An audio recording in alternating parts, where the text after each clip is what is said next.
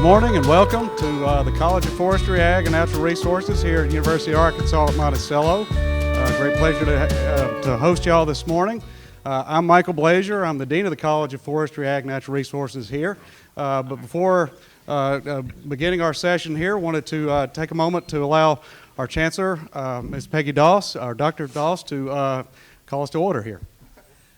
Thank you, Dr. Blazier. Well, good morning, everyone. So good to see all of you here today. We're especially thrilled today to be able to host this event for Senator Boozman, and we're so pleased to have Congressman Westerman with us as well today. These two gentlemen are such strong supporters of everything that we do in our agriculture and forestry area, and particularly just generally across the university as a whole. So I want to thank you so much for your support, and thank you for choosing Monticello and UAM to host this event today, where we also have distinguished members of our Farm Bureau Association that's here today, our board members, and we're so glad to have you with us. We look forward to this opportunity for our producers and those here today to be able to not only listen and hear what's going on with our farm bill, but also to have some responses to that. So in just a moment, Dr. Blazier is going to share with you some of the things that's going on here in the College of Forestry, Ag, and Natural Resources. But before he does that, I just want to say that we are up and moving at UAM. We're trying to do a lot of projects, not only to attract new students, but to capitalize on the wonderful programs that we have here. I'm interested, how many of you in this room are a UAM graduate? Look at that. And I know some of these folks I've known Jodan Greenwood for a long, long time. And I can tell you how successful they've been over the years, and people in this room that have gone out and done wonderful things in your careers, and you've represented this university so extraordinarily well, and we're so proud of you. We have unbelievable instructors and faculty here at this campus, and particularly in the College of Forestry, Ag, and Natural Resources, that make sure that our students go out well prepared for the industry and meeting the needs of agriculture and forestry, and the research that's going on is phenomenal. We're also happy to tell you that the building that you're in today, and some of you that were here many years ago may remember this room looking a little different.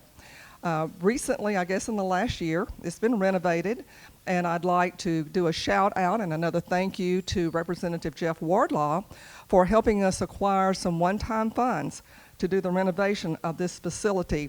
And so I'm sure Representative's not here today. I know where he is and the work he's doing today. But if you see him, please thank him on behalf of UAM. So we have a lot of things going on with some capital campaigns for improving our Athletic Performance Center, as well as projects in this area, including something Dr. Blazier will share with you in a moment about some additional ag building renovations that we plan to do. There's many exciting things, but I'm so afraid I'm going to steal some of the comments that you're making. I'm going to stop at this point and let the people who really know what's going on at this institution have an opportunity to speak. So thank you for being here. I welcome all of you, and UAM is your home. Come back anytime. Thank you. Dr. Blazier. Thank you, Dr. Doss.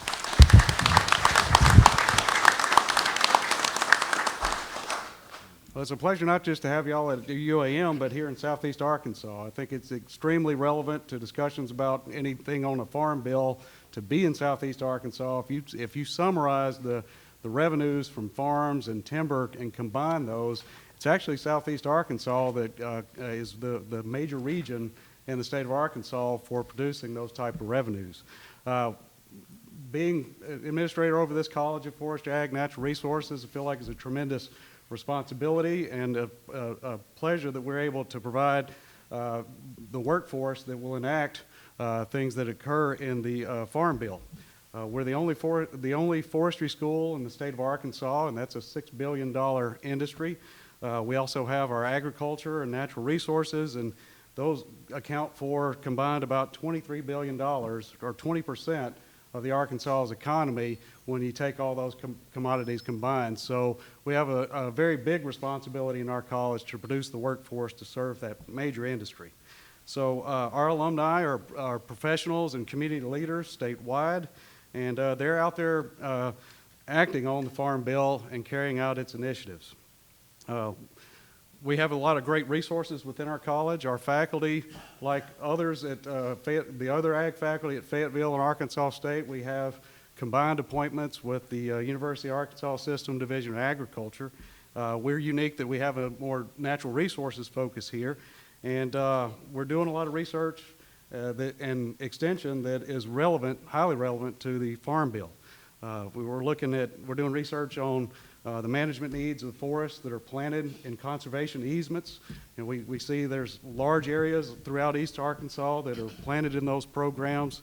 They need management interventions to make sure they optimize the wildlife benefits that they were developed to provide. And one of our focal areas is on our waterfowl research, and that's an interesting attribute to focus on, because waterfowl need, across the landscape, they need healthy forests, they need agriculture, and they need water. So all of that extremely affected by what's accomplished with the Farm Bill.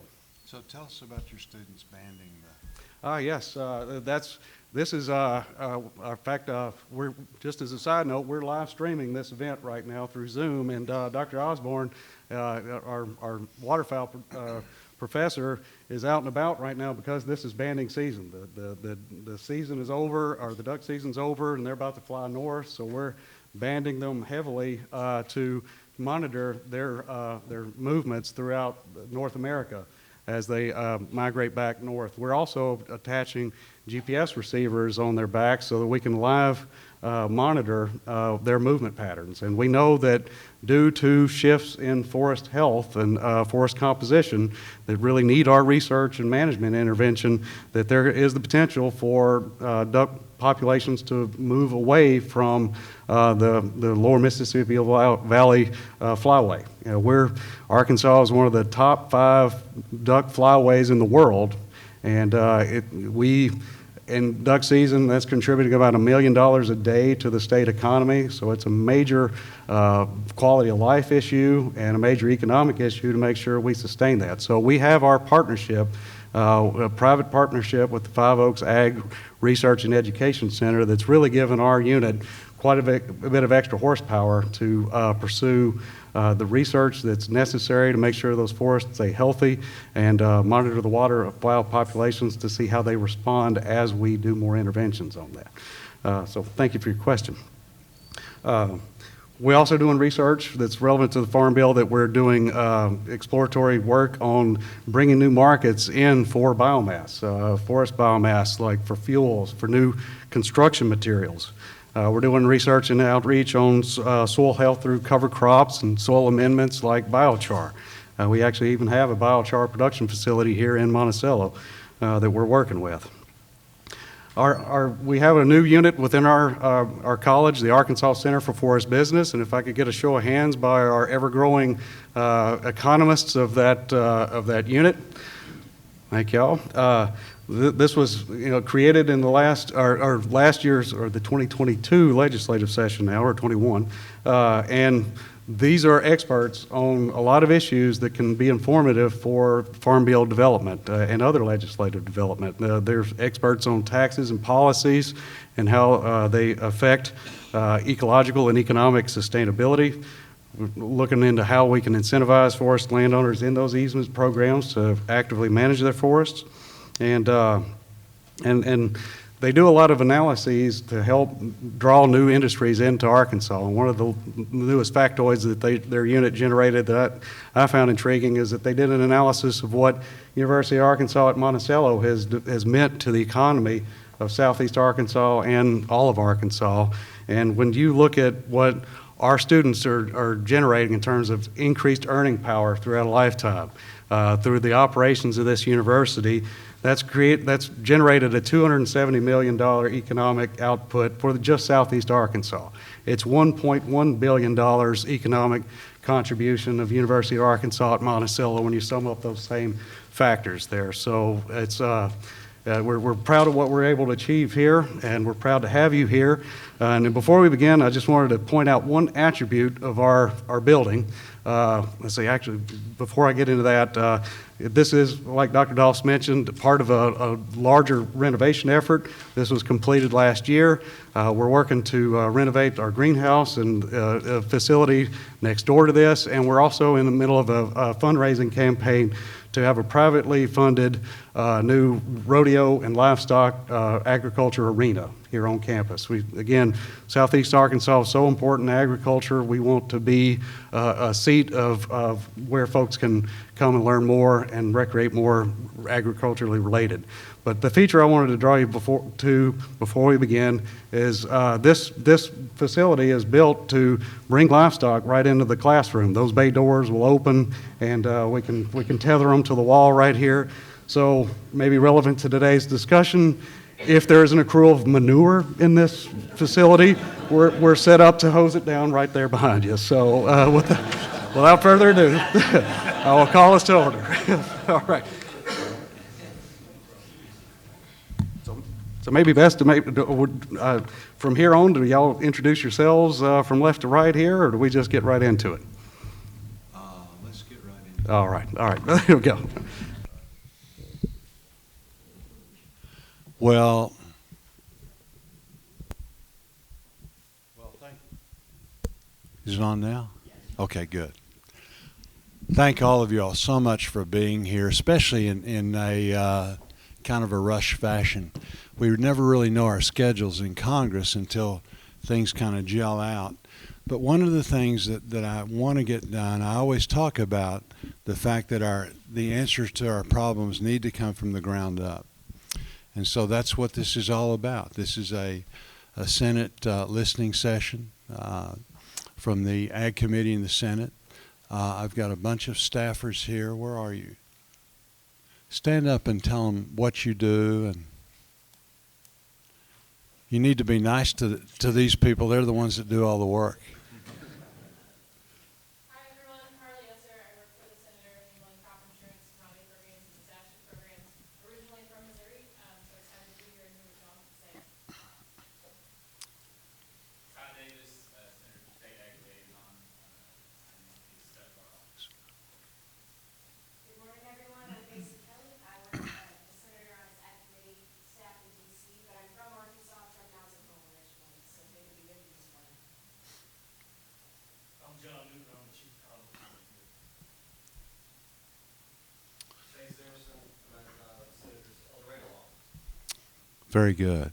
And again, a special thanks to the university for allowing us to do this here and all that you do from an ag standpoint, really every other standpoint. You do a tremendous job. This is a wonderful institution, and we do appreciate all of the hard work. I'm so pleased to have one of my running buddies with me, Bruce Westerman. You know, Bruce is interesting. Bruce is, he not only represents you in the 4th District, but he represents the state regarding forestry. And he not only represents the state, he represents the Republican side of things. He is the guy in forestry. But he not only represents the Republican side, but to his credit, he really has become the guy in Congress that is the guy, the go-to guy in forestry. And that's from a member standpoint. It's also from an industry standpoint. He's a guy that truly does understand what's going on and doing a great job. There's a lot of, and we'll talk more about this in a little bit, but there's a lot of potential for forestry right now with our forest burning up. Even some of our leftist folks, realize that we've got to take care of our forests or we're going to lose them. And like I say, we'll get Bruce to talk more about that. There's a lot of opportunity, and then the climate cycle is so very good, the best in agriculture. So lots of opportunities in that way. So we're here to listen. We're going to make this very, very informal.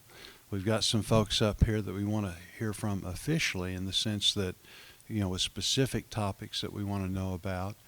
But after we get done visiting with them for a little bit, then I'm going to turn it open. Bruce and I are going to turn it open to the audience. And anybody here, if you've got a question or a comment about what's going on, start thinking about it now, because you're going to have that opportunity. Like I said, the key to this is again, solving our problems from the bottom up. You all are out there fighting the battles. As you know, we're working really hard to get a farm bill passed. The current Farm Bill runs out on September 31st.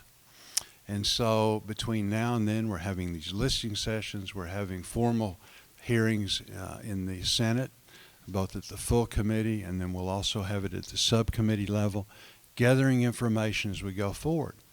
As we write this Farm Bill, it's very different than, times are very different than when we wrote the last Farm Bill.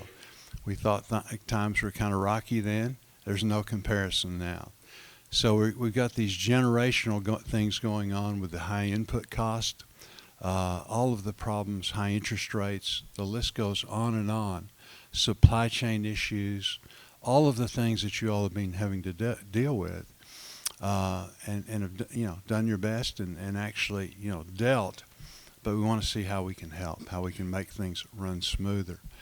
Agriculture is so very important. Agriculture is about our farm community.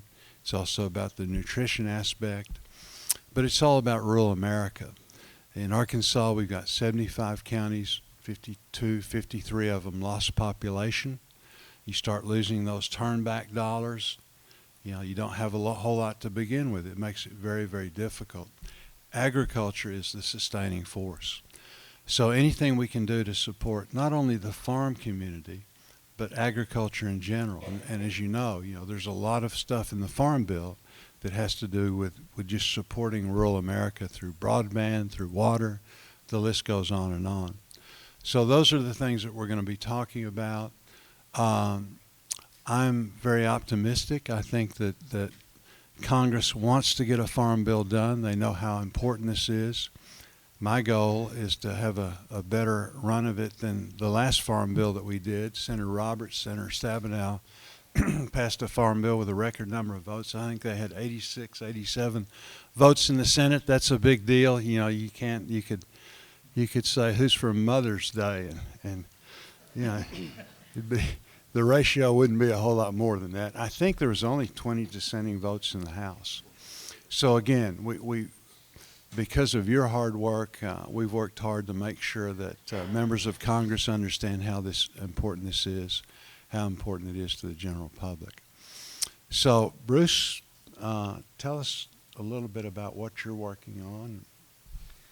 Well, thank you, Senator Boozman. It's always good to be back at UAM, back in Monticello and Drew County.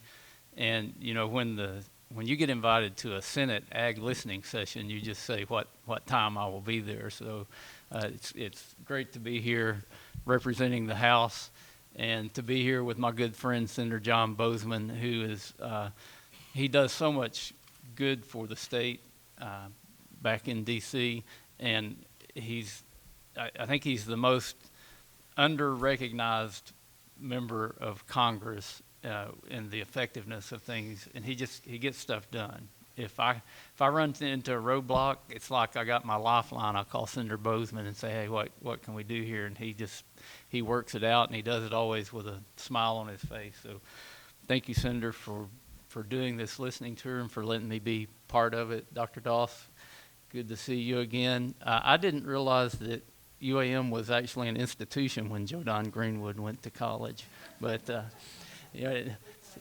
everybody claims Joe Don, and good to see you, my friend. It's what better way to celebrate National FFA Week than to talk about the Farm Bill and to do it in a place that is what I kind of think of as a merger of agriculture in Arkansas. You've got forestry, you've got row crops, you've got ranching and poultry, everything in a small radius from Monticello.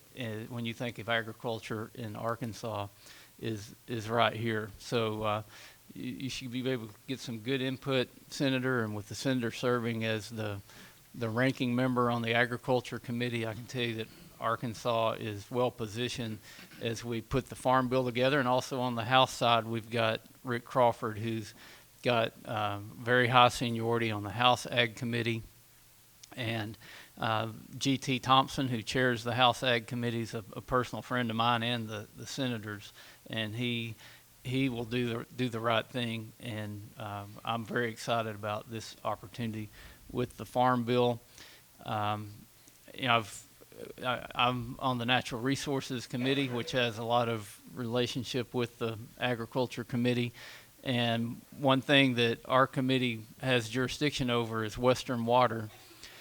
And when you talk about agriculture, the Central Valley of California, you may wonder what does that have to do with Arkansas, but about 80 to 90% of the fruits, nuts, and vegetables, and I'm not talking about people, I'm talking about actual products, come from the Central Valley of California. Both. And last summer they had 600,000 acres of land lay fallow because there wasn't enough water in California. So if you look around Arkansas, one thing we've got, we're very, very blessed with is water. We still need to do a good job of conservation with it and taking care of it. And I've talked to the governor about this, but I think there's huge opportunities for more specialty crops in Arkansas. And when you talk to retailers, they would rather see all that vast amount of produce that's produced in California dispersed more evenly across the country so you can get it to market quicker. And I know, there's tomato farming not too far from here. We do a lot with in the northern part of my district with fruits that you might not realize. If you eat a blackberry that comes from a grocery store, it was very, very likely came from a strain from Clarksville, Arkansas, where they do blackberry research. And I think those are areas where Arkansas can really grow, and I want to be able to try to help as we put the farm bill together in looking for places to have more valuable crops. I could talk about forestry a long time, but I can tell you I'm very bullish on forestry, and I'm very bullish on Arkansas forestry. We've done a good job managing our forest here. Biochar was mentioned. It's do you realize there was more carbon sequestered with biochar last year than there was with carbon capture and sequestration?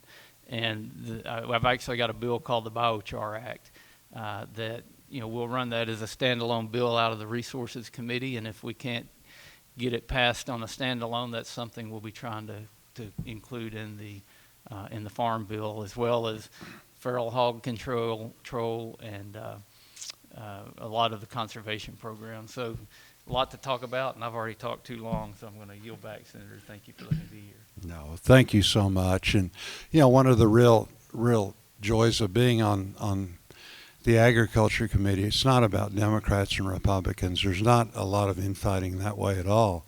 It's about regions of the country. Southern agriculture is different than the I's, Illinois, Iowa, Indiana. We've got different needs. The Great Plains are different. John Hoven, who's chair or is the ranking member on the Ag Appropriations, is a dear friend. We'll get him to Arkansas in the not too distant future. But again, his needs being in North Dakota, South Dakota, they're very different than here. California, as Bruce mentioned, is different. They can grow anything. They export a tremendous amount of stuff. We export a tremendous amount of stuff, and we need to constantly be looking for new markets. And there's a lot of things that we can do to foster increase in the Farm Bill as we go forward in that regard. So it's about regions of the country, and the other thing is it's about commodities. Bruce mentioned the specialty crops. Cotton's very different than rice and peanuts and all of the other, we've got all of these different commodities that require different things. So the key is it's not a one-size-fits-all. It's molding all of that together and working hard, and certainly you all are going to be a big part of that. We're blessed in Arkansas that we do produce so much stuff, and you're kind of a microcosm of the country, which is a good thing to do. So let's hear from the folks that we have here today, and I think we're going to start out with Jim Whitaker. Jim, why don't you introduce yourself, tell them what you do. Most of them know you, and then we'll go from there. Good morning. Thank you, Senator Boozman, for the opportunity to be here today and testify on the behalf of USA Rice and Arkansas Rice Federation. My name is Jim Whitaker. I'm a fifth-generation farmer. I farm with my brother Sam, our two wives, and our 4 children just outside of McGee in the McGee-Dermott area. Now, a little bit of trivia. I met my wife in the chair Joe Minster's sitting in about 33 years ago. And sometimes I'm embarrassed to say I didn't get the degree, but I got the girl. And that's been the best thing I ever got. So, first and foremost, Senator, I want to thank you for leading the charge with the provide the assistance to rice farmers. The additional funding provided through the Omnibus Appropriations Bill was critical to many rice farmers, including myself. Rice was not as fortunate as other crops. As commodities went up, had a large run-up in prices, it didn't affect rice the way it did other commodities. We gained price at the offset of the erosion of the PLC program.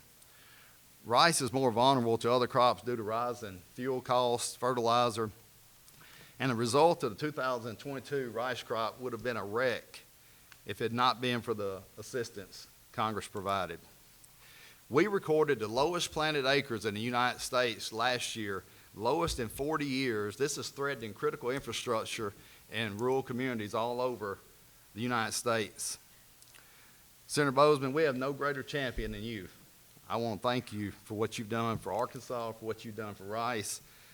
I also want to commit to providing you any assistance I can with help for the Farm Bill coming up. We think standing by the nation's critical rice industry is a worthy investment. So Americans are realizing food security is national security.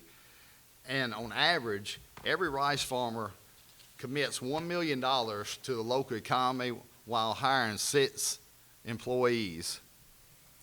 Without sustaining the industry, rural America, especially eastern Arkansas, is going to suffer the most. We're the largest rice growing state. We're going to suffer the most. Title I of the Farm Bill, specifically Price Loss Coverage Program, is really our true safety net and critically important because it levels the playing field by highly subsidized global competitors. U.S. farm families cannot compete on such a distorted world market. Countries such as India and others are subsidizing their farmers to a level that make world prices too low. Payment limitations also need to reflect the growing size and risk of family farms. The days of 40 acres and a mule are outdated. We're way past that. The risk farm families are taking is greater than it's ever been. The rice industry prides itself on conservation. Too many farmers can't afford to commit to conservation practices without Title I. We believe Congress should prioritize working lands like CSP, EQIP over set-aside programs, as the problems associated with too much food is better than food scarcity. Further, conservation programs cannot be a one-size-fits-all. USA Rice has had extraordinary success with the Stewardship Partnership with Ducks Unlimited, the Regional Conservation Partnership Program, and Congress should examine these public, almost private partnerships at the lowering administration barriers and implementation cost. The Market Assistance Programs and the Farm Market Development Program has helped U.S. rice industry. We have proven track record with over 30 overseas markets. USA Rice has been intentional over the past years to improve crop insurance. Crop insurance and PLC are truly our only safety nets that we have. I want to thank you for the leadership in agriculture issues in Congress, the entire Senate Ag Committee. I want to thank you for being our champion, and thank you for improved farm bill for our families and our nation's future. Thank you very much. Wes?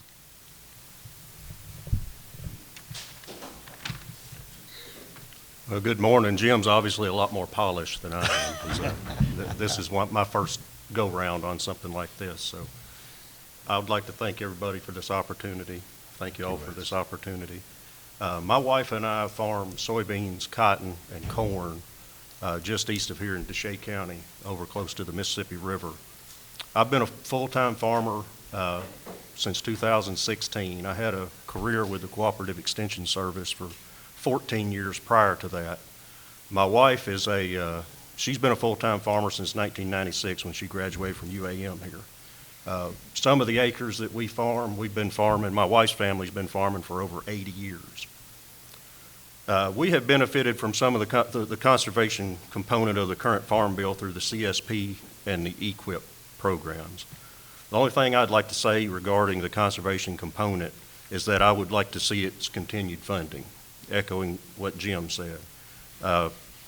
We'd really like to see increases in those funding so more acres can be enrolled in some of those conservation programs.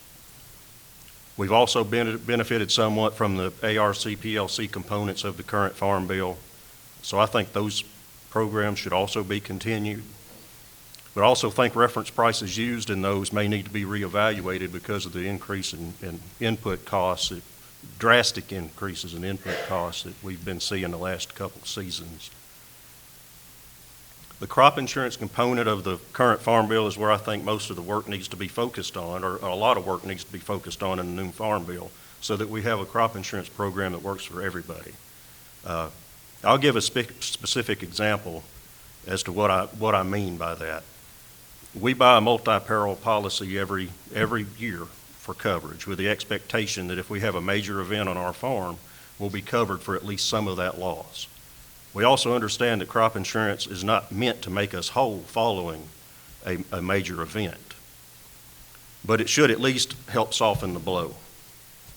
We had a major event during the 2 floods of 2021 in Deshay County. We lost nearly half of our soybean production that year. We didn't put a combine in 900 acres of soybeans. And the yield on the soybeans that we actually did harvest were drastically reduced because of the flood events. We received absolutely nothing from our multi-peril policy on insurance. The only help we received was through a replant policy that was an additional expense, and the only way we could receive that is to actually replant. And we replanted in July, and for those people that know anything about replanting soybeans in July in Arkansas, that's a recipe for terrible yield potential. But in order to get that replant policy help, we had to replant. On top of that, some of the disaster relief payments that were released following the flood events were tied to crop insurance settlements, which we didn't have any crop insurance settlements, so we were not eligible for the disaster relief payments either. We probably could have bought up a insurance policy that would have covered us during that flood event, but it likely would have been more expensive than what we could afford. And I'll give you an example. We ran some monies, and Jeffrey Hall's on this committee, on this panel as well, and we ran some numbers to compare a price comparison for the same policy in Deshay County, Arkansas, and compared that policy to a county in Illinois. I believe it was McLean County, Illinois. For the same policy, the premium per acre is 5.5 times higher in Deshay County than it is in McLean County, Illinois. And I think that is where we need to have some conversation about crop insurance. Again, thank you for the opportunity to speak, and that's my statement. Jason. I'm currently serving on the Ag Council of Arkansas Executive Committee. I'm on the Corn and Sorghum Research Promotion Board, which we had a meeting in Jackson Port just last night that I came back from. Vice Chair, the Board of Directors at Delta Peanut, and a producer delegate on National Cotton Council. I'm a 6th-generation farmer in Arkansas and a member of many ag organizations. I want to thank you, Senator Boozman, on behalf of our fellow farmers and communities that depend on our healthy ag communities. We know we have a leader and friend in Senator Boozman that we can count on. You have a great staff, and we know your team and entire Arkansas delegation and all our elected officials understand the importance of agriculture to our state and nation. We know there's much work to be done. We rely on the entire state banding together to strengthen our nation's ability to maintain a safe, abundant, and affordable supply of food and fiber. I know you and your staff have a challenging year ahead with all the work and negotiations for establishing a new farm bill. The last couple of years, we've relied heavily on the farm bill and especially the ad hoc assistance, such as the MFP, the WIP Plus, CFAP, PPP, ERP.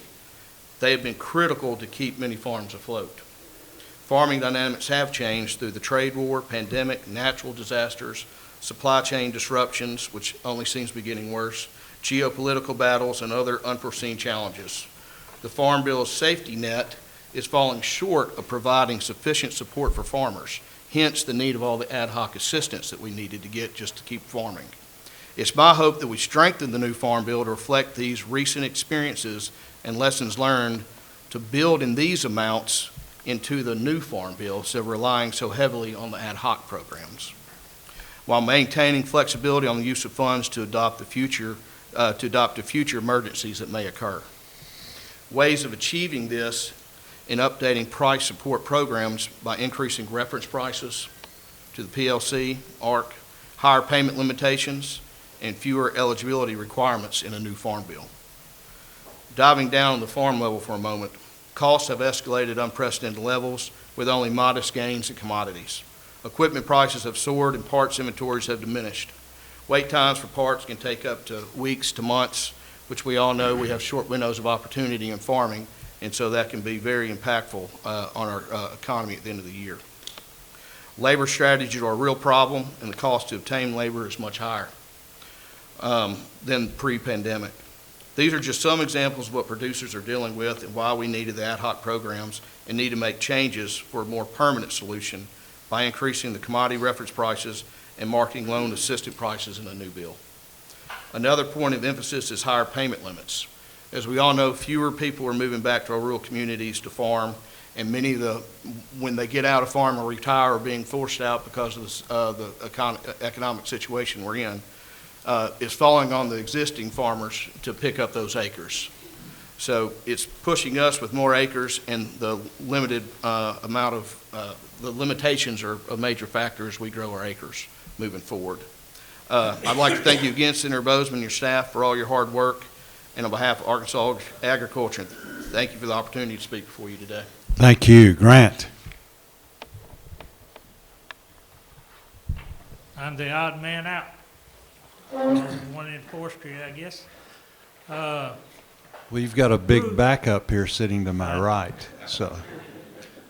I have seen him get real excited about when I speak, so a lot of times he'll just shake his head and close it down.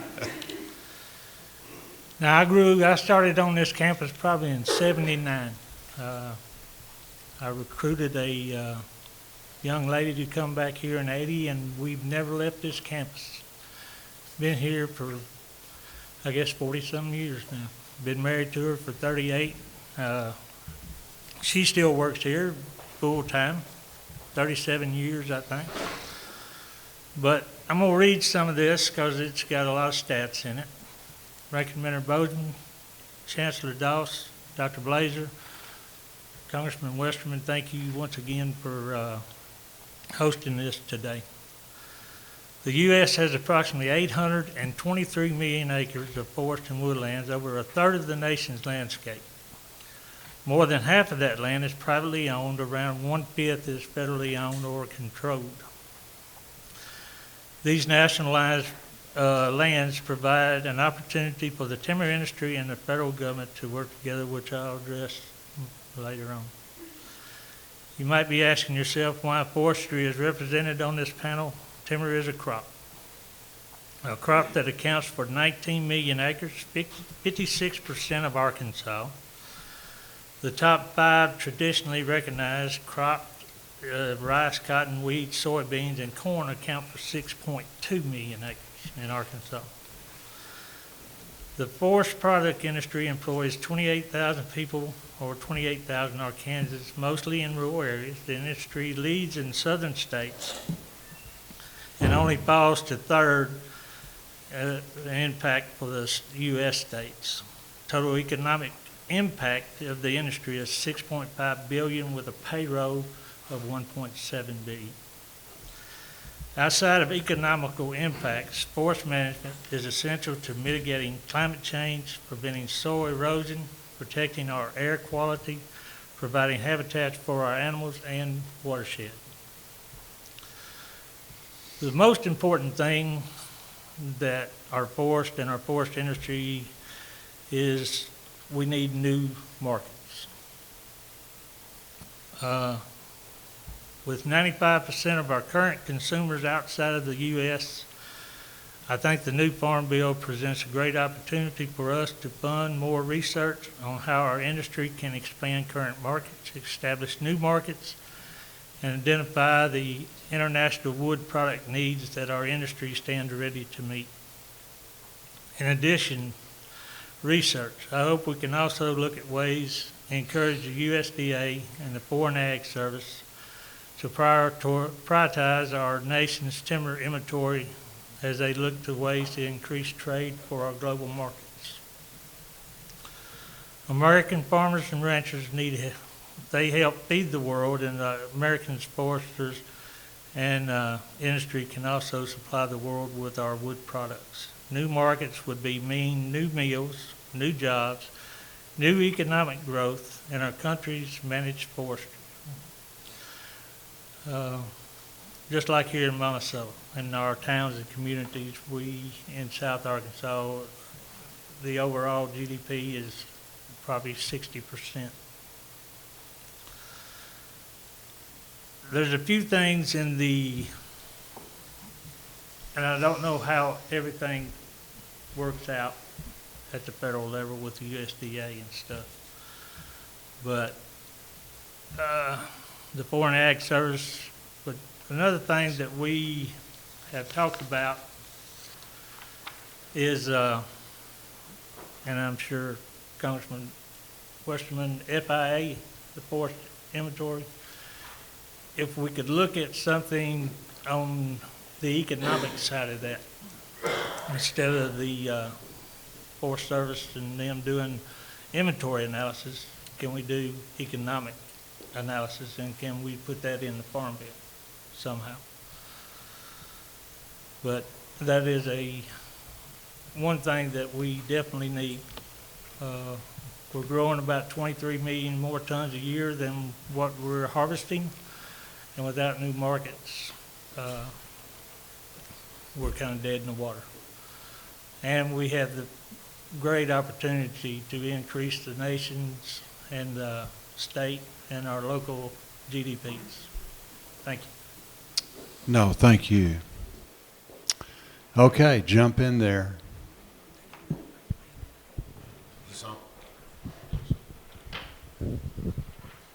Thank you, Senator Boozman, No, for thank you scheduling for being this here. Farm Bill listening session, and thank you to the University of Arkansas at Monticello for hosting us.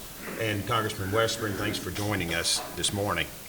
My name is Jeffrey Hall, and I'm a crop insurance agent contracted with Sylvia's Crop Insurance, which is the largest crop insurance agency in the country. I also have a cow-calf operation outside of Little Rock.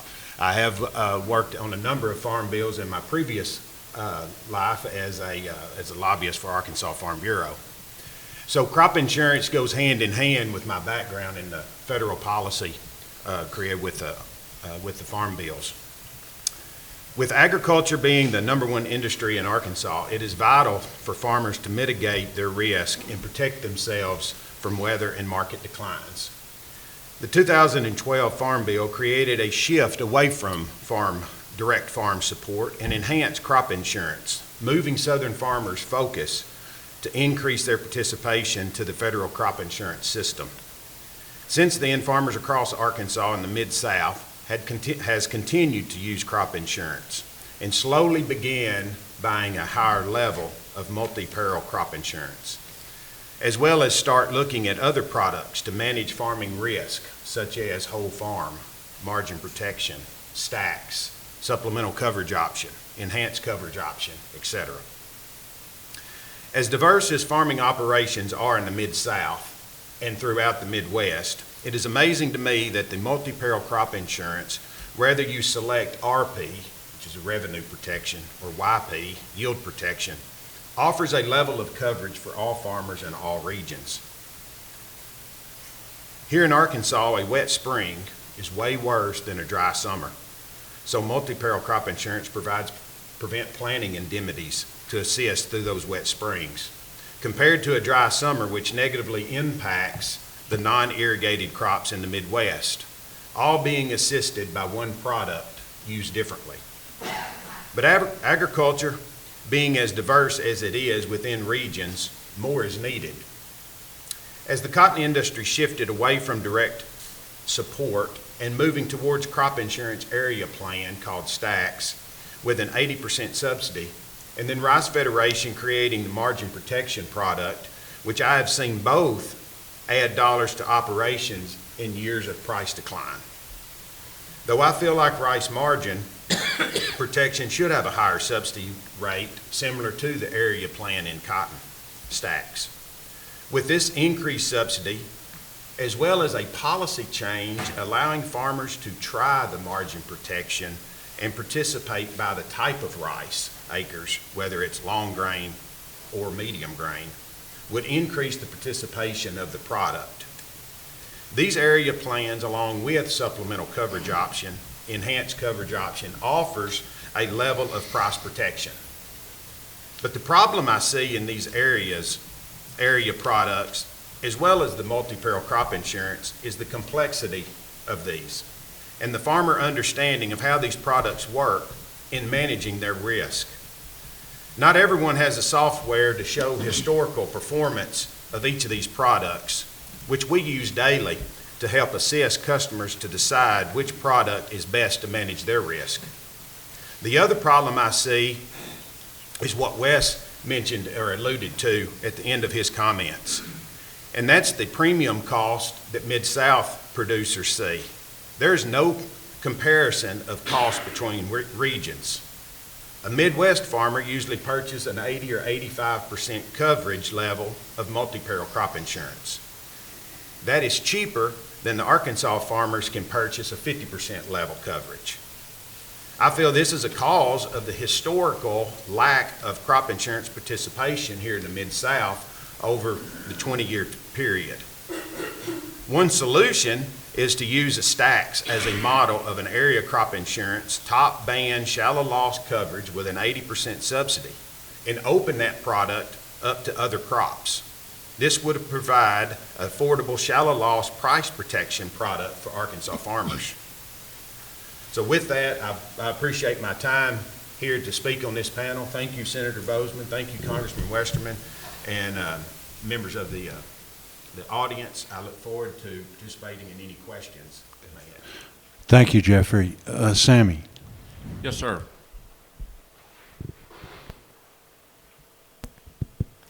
Thank you, Senator, Congressman. Pleasure to be here and bring rural communities to the table. I'm going to take a little bit different approach. It's not going to be directly to specifics of the Farm Bill, but how the Farm Bill impacts our rural communities. There's not a retail business in our communities that's not impacted by forestry, poultry, row crop, from feed and seed to fertilizer to the nail shop. They're all impacted by agriculture. Those dollars are generated and driven into our communities through agriculture. You know, the only thing that we tip into is tourism occasionally as a mechanism to generate revenue. But as input costs go up, interest rates go up, the struggle with trying to find labor that's willing to work, that can pass a drug test, the struggles of H-2A visas is increasingly getting more difficult for the farmers each and every year. We see a rise in crime in our communities. I mean, it all trickles back to each and every one of our homes, our cities, our towns, our regions in rural America, rural Arkansas. And with a strong Farm Bill that supports the farmers, we will see that hopefully return back to what we once saw years ago. But right now, it's difficult. I mean, I'm a fourth generation farm family. I struggle to find folks to work. I'm blessed to have some employees that have been with us for 30 and 40 years, but they're getting old. And to go out and find somebody to replace them, it's difficult. It's difficult for farmers with the input cost, with, as I said earlier, implements, tractors, everything has gone through the roof. You sit on the sidelines for 2 months waiting on a part that you can't find anywhere in the country. It has to be imported. those struggles are real. And far as communities, it impacts us whether we realize it or not. But I'd like to say, I want to thank you for the opportunity to come here and sit down. You mentioned about 52 of the 75 counties losing population. Many rural communities are struggling with the last census. My community, our LMI changed so drastically that we're ineligible for some of those dollars that are out there for rural communities in other parts of the country. And I don't think that our population and our LMI has changed that drastically. But as the census takers didn't get responses and they go to the door and people don't answer the door, that's automatically considered off the record for LMI. It's just another house that's above and beyond that. So that really, really impacts us. I don't know that we can go back and fix that. There are ways to go back and reassess your communities through surveys, but that's very, very difficult for some communities. And if they don't get the response, it could actually hurt them even worse. So, but privileged to be here. Thank you for the opportunity. Look forward to any questions as we close. Thank you, Sammy. Mark? Thank you, Senator Boozman, Congressman Westerman, for being here and allowing me to participate in this panel. My name is Mark Tyner. I'm a lender with Union Bank here in Monticello. I've been with the bank going on 24 years. I've been in agricultural lending for about 20 plus years of that.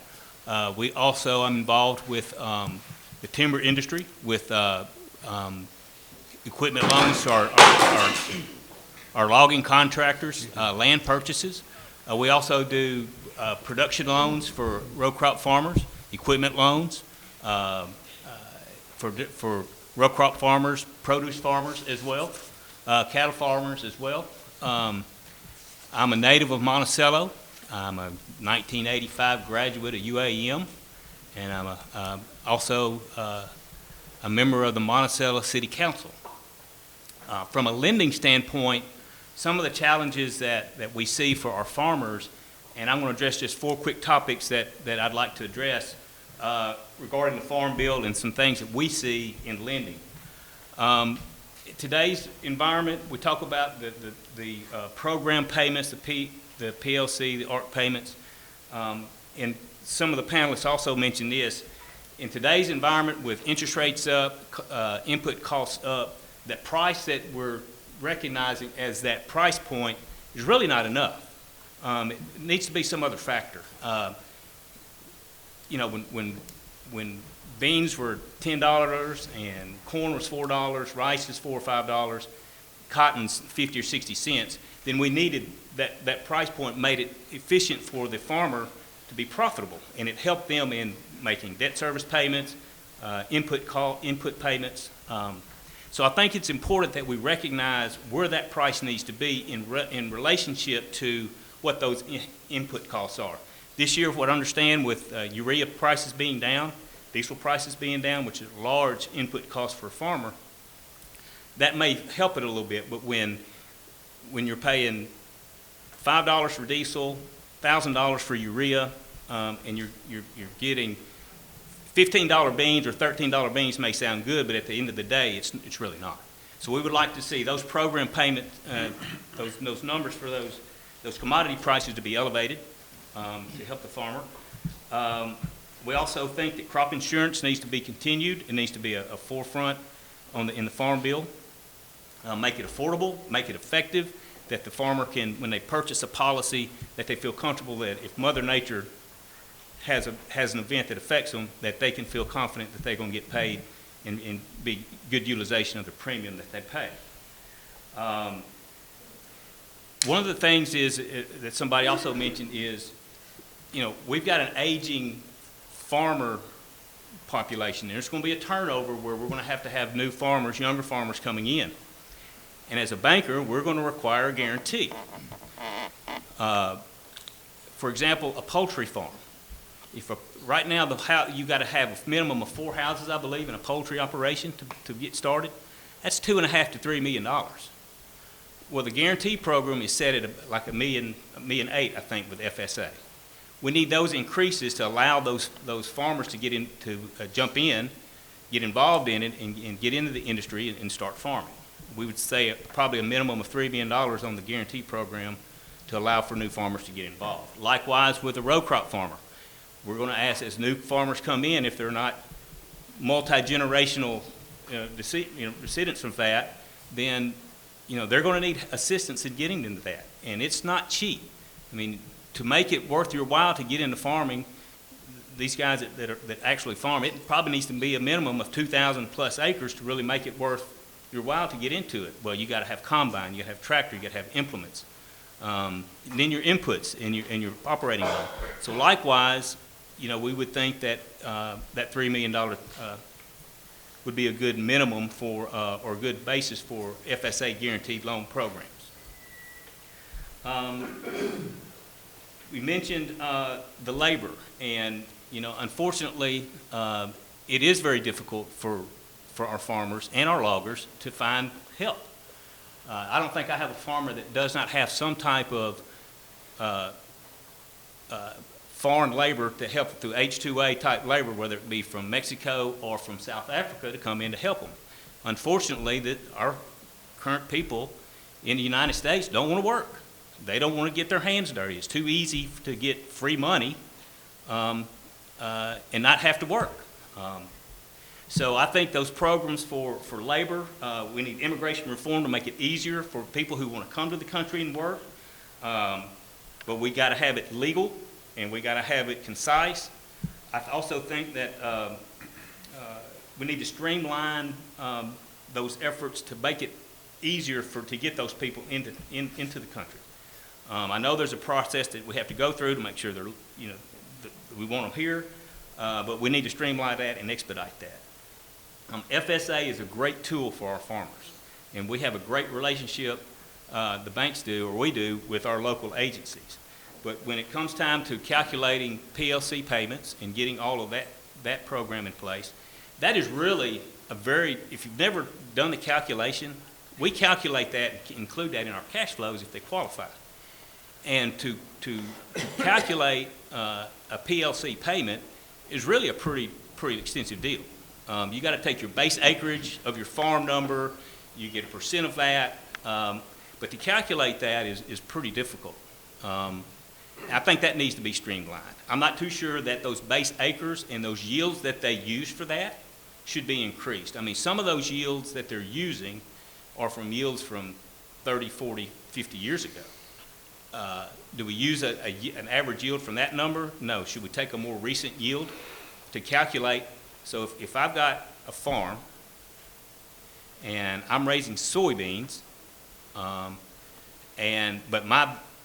that farm that I'm farming on does not have a soybean basis, then I don't think I qualify for a PLC payment. And if it do, then that number that they're basing your yield on to calculate that payment amount is very, very low. So I think we need to reevaluate how we calculate that PLC payment for the farmers. We're here for them. It is the backbone of this country. Agriculture is. Timber is the backbone of the area here in southeast Arkansas. Union Bank is heavily entrenched in helping and working with those people in that industries, and we want to continue that, but there are some issues that we think could help from a banking standpoint to allow us to help our customers in being profitable and obtaining all the opportunities that they can. Well, thank all of you. Again, that's very helpful, pointing out some of the challenges that we have in rural America that we need to work on in the new Farm Bill. Tell me, Mark, with the current ARC PLC crop insurance payments, high interest rates the way they are now, the regulatory atmosphere that you have to deal with, how's that going to affect your ability to actually give our farm community the loans that they need going forward?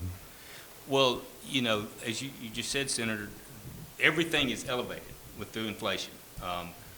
Interest rates are, prime today is 7.75% with anticipation of at least a 25, if not a 50 basis point bump next month.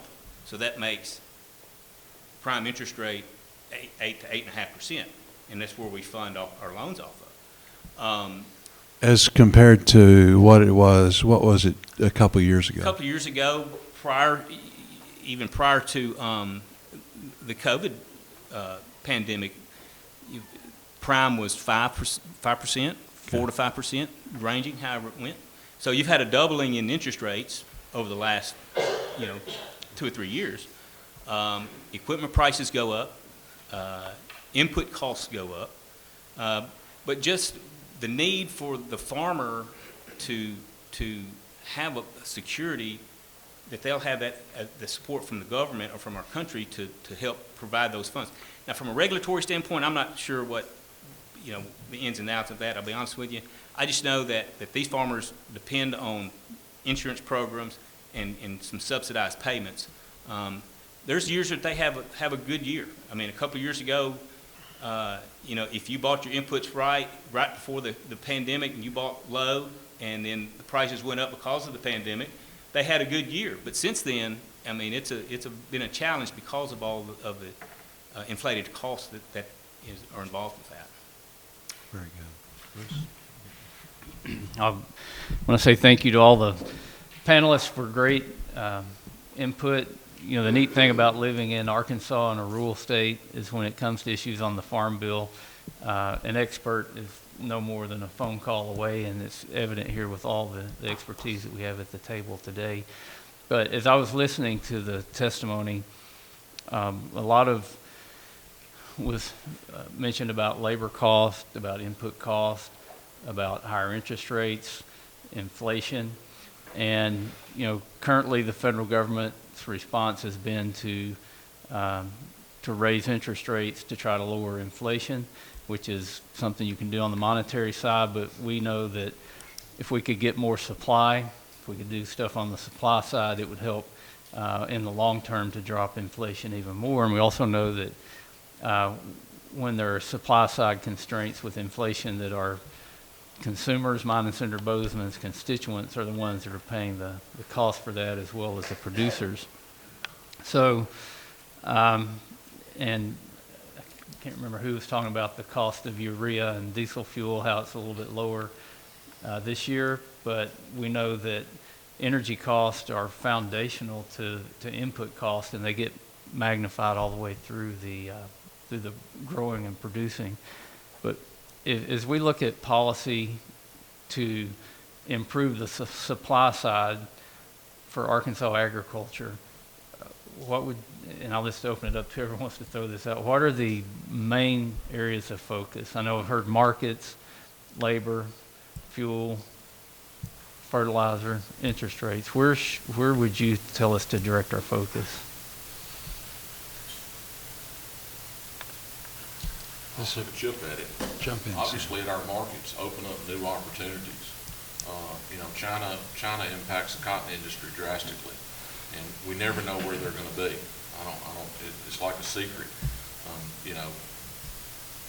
Figure out a way that we can do business with them. We don't need them to I know that we've got our problems there, but open up markets where we can get our commodities and get a fair price for them, and feed the world. And in somebody's testimony, they were talking about India and China heavily subsidizing certain commodities and flooding the markets with those. So how do you open new markets when you're competing against foreign governments? That's a Senator Boozman. He's real smart. Well, the answer to that is we're constantly working hard to get new markets. Where's West Ward? Is West doing? West, what percentage do we export? About 40%? About 40%. Yeah. So as you all have pointed out, we've got to have the attitude. We got some customers here at home in the United States, but the vast majority of our customers are overseas. And we've got to constantly, seek out new markets. The problem is we work these deals, we do what we're supposed to, they don't do what they're supposed to, and there's no enforcement. So we're working really hard. I know you're working hard. I'm working hard. Congress, we're pushing the administration to actually enforce the agreements that we have. I do think that China is a wild card. You know, they're such a huge nation. They're buying lots of stuff, but I think we're wise in again seeking new markets there, but realizing that we have to diversify those markets because they're subject to political constraints, and that's a problem. Sammy, tell us about what does it do to a community if you lose your gin or if you lose your mill or? Well, as far as fiber industry, we've lost so much infrastructure over the years. And, you know, just as in this past year, we have a gin in Lake Village. There was a plant in Mississippi that closed. It had been there over 100 years. So those volumes have to go somewhere. When markets go up, the farmers are going to try to follow those markets. But when you lose that infrastructure, it's very, very difficult to rebuild, not knowing what the next year or the following year from there is going to bring you.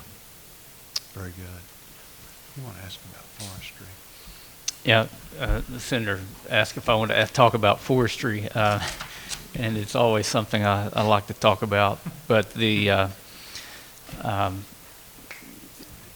you know, as we look at Arkansas, and Grant, I think you talked about the amount of forests that are here, and also the part of the component of the economy that forestry makes up, and everything that was said about production agriculture on buying equipment. I mean, that's true for forestry. If you want to set up a new logging crew, you're talking about a couple of $1 million. And if you don't have loggers, you can't get products to the mill. We're seeing some developments with mass timber that's taking off here in Arkansas, but we also need markets for small diameter materials and residuals. So that's where I'm really excited about biochar, because it not only provides a market for small diameter materials, it also produces a product that makes production agriculture more productive. It increases the soil's water holding capacity and nutrient holding capacity, and makes the water and nutrients more available for plant uptake. Where do you see the main focuses on new markets should be, and what my approach is the government should fund research and let the private sector commercialize it, but where do you see the government's role and in the Farm Bill where we can be most effective for producing more markets? Research, like you say, but you know, when you're growing 23 million more tons a year than you're producing, something in the Farm Bill, and I saw a stat the other day that the world GDP in forestry was 150 million. 90% of that was carbon. We may need to look at some carbon offsets and stuff to help generate profits for our landowners. But without new markets to use this like biofuel, and we have a great opportunity here. We could increase our GDP tremendously, not just locally, but state and federally. But without new markets, without those mills, and we have one coming to Camden, and without those, we're going to have unhealthy forests. We have a new strain, I guess, of needle blight that we think are coming into southeast Arkansas, and it's devastating some of our older timber down there, pine.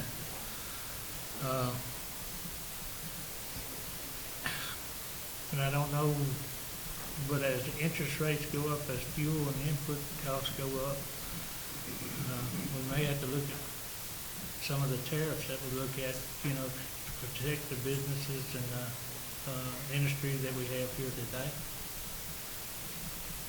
Mike? I'd just like to make a comment about that. We have a lot of customers, and we have that's a little older than I am, that as a part of their retirement, whether it was a family farm or they were accumulated money to buy smaller parcels of land, that they could plant in the pine, in a plantation, and use to supplement their income as they age or as they retire. And with the way the timber industry has gone, there's a lot of people in their late 60s, 70s, and even 80s who have that timber that may need to be cut, but there's not a market for it. The corporate landowners really have the quotas to the mills. So they're sitting there with this investment with nothing that they can do for it. And some of them may have debt on that they're depending on being able to harvest that timber to service that debt. So a new market for pine timber in particular, I think it's critical for a lot of the smaller landowner, individual landowners.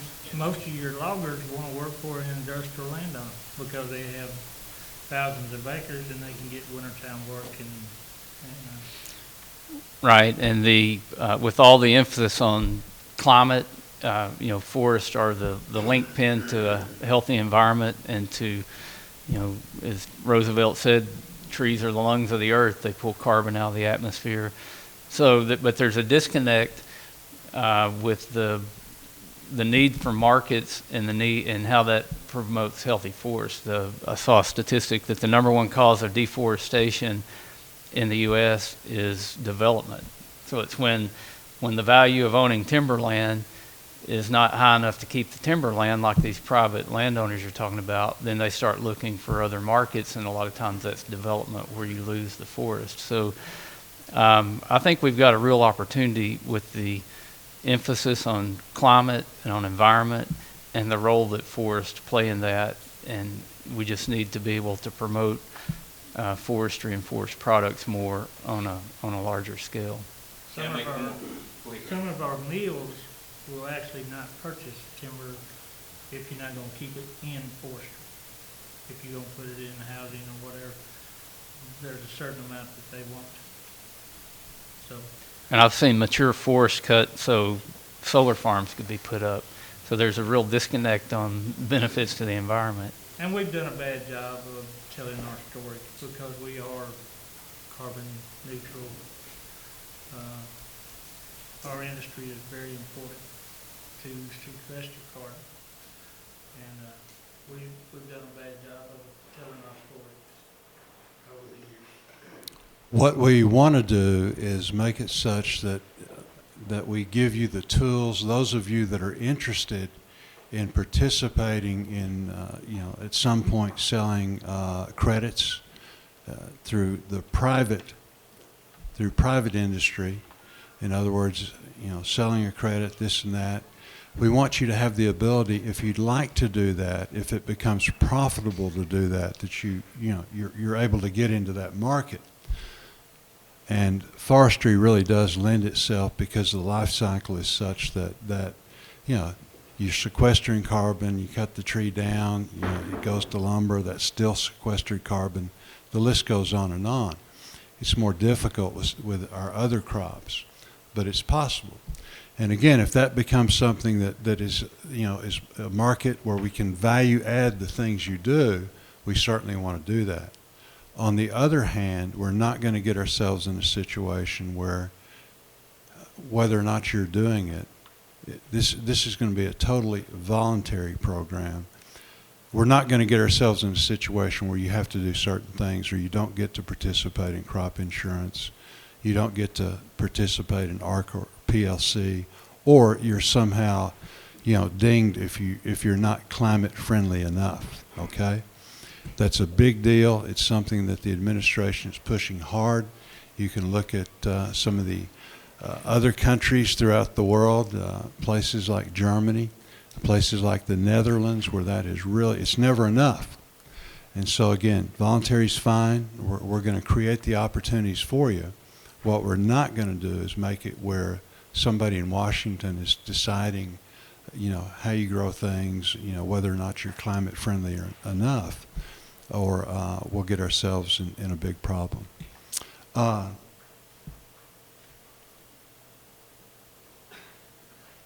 Mr. Hall, Jeff, crop insurance. Can you talk a little bit about what's the biggest hurdle to producer participation in the federal crop insurance program? And then again, you mentioned, increases in ARC, PLC, crop insurance, whatever.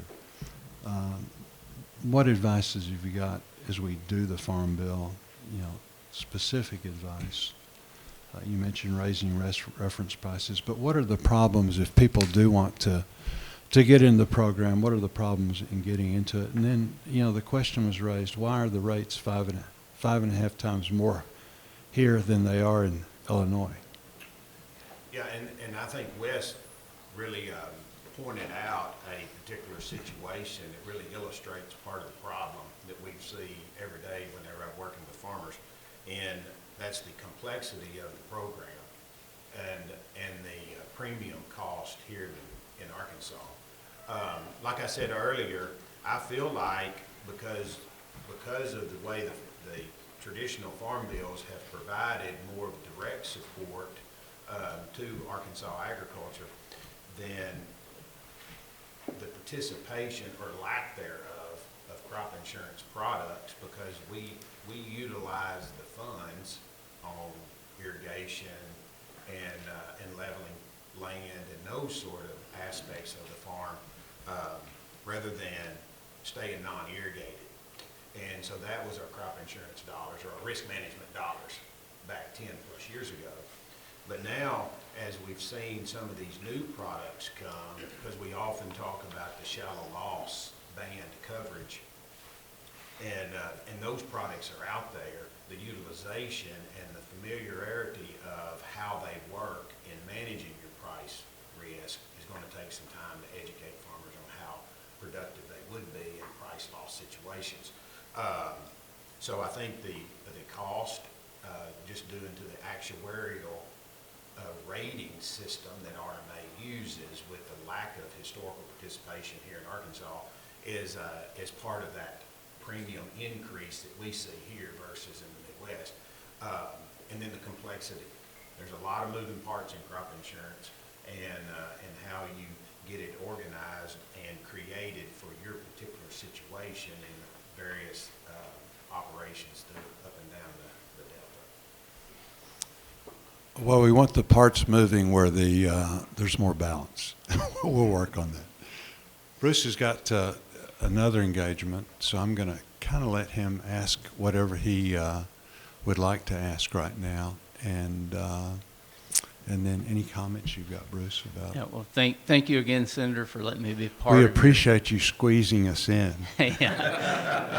Any time. And again, thank the panelists. I do want to make sure that everybody knows my staff, Gene Higginbotham, and Brendan and Yancey. Brendan's out of the Hot Springs office, Yancey's out of the El Dorado office, and Senator Boozman, and he's going to be the lead, I would say, in Congress on the Farm Bill, definitely on our state delegation. But it's very important to all of us. We're going to be working to bring information to the Farm Bill. I don't know if it'll start in the House or start in the Senate, but we will work to make sure we get as many priorities as we can in whichever version we work on. We'll continue to work with Senator Boozman, but if you all have specific things that we can help with, feel free to reach out to me or to our staff. And this is about rural America. I say the divide in our country is probably more urban than rural than it even is Republican and Democrat right now. And we've got to make sure that our rural interests are protected across this country, or else the whole country is going to suffer greatly. So again, thank you to all the ag producers and to everybody on the panel, to UAM and Senator Boozman. And I've got a luncheon in Little Rock I'm supposed to speak at, so I'm going to have That's a good excuse. Thank you so much for being here.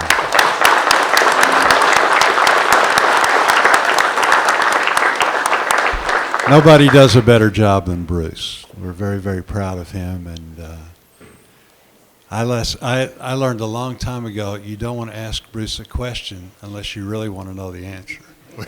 We were at a solar farm, and Bruce, being an engineer and then also a Yale forester, all of these things. I said, Bruce, tell me about this or that was going on at the solar farm.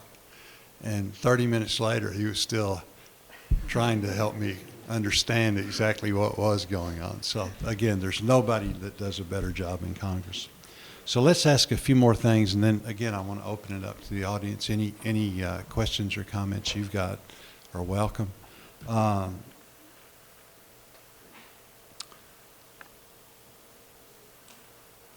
Jason, tell me a little bit about the conservation practices and tools that you most utilize. You know, what are the ones that are working? What do we need to beef up?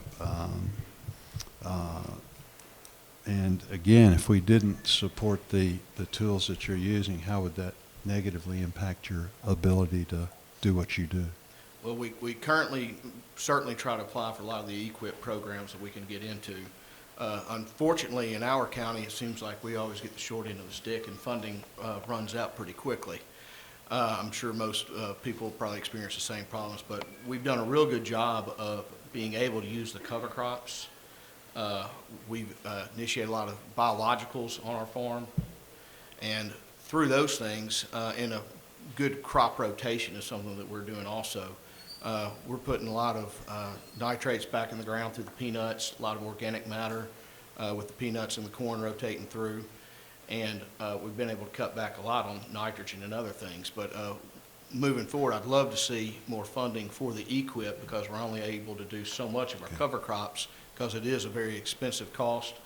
Timely to go out there in the fall, especially when you're harvesting 2,200 acres of peanuts and all of your, we kind of traded off all your cotton module builders and bow baskets for peanut equipment in the fall. So we're really hamstrung. It's hard to get all that cover crop out. So the assistance to help pay for it can allow us to get more equipment out there to do that, because we've seen very strong results from, the cover crops allowing us to maintain our soil erosion bottom of the fields. We do have ground that can erode very easily. So that and other programs with the pipe structures we can put at the bottom of the fields, build up our roads, maintain all that topsoil has been a priority on our farm for a very long time. Very good. Jim, what does a strengthened safety net look like for your farmers? I think a strengthened safety net would just be crop insurance that brings out a lot of points that they brought up today, higher reference prices that reflect the total risk we have. So the PLC in the rice industry gives us the ability to compete with bad actors such as India. Just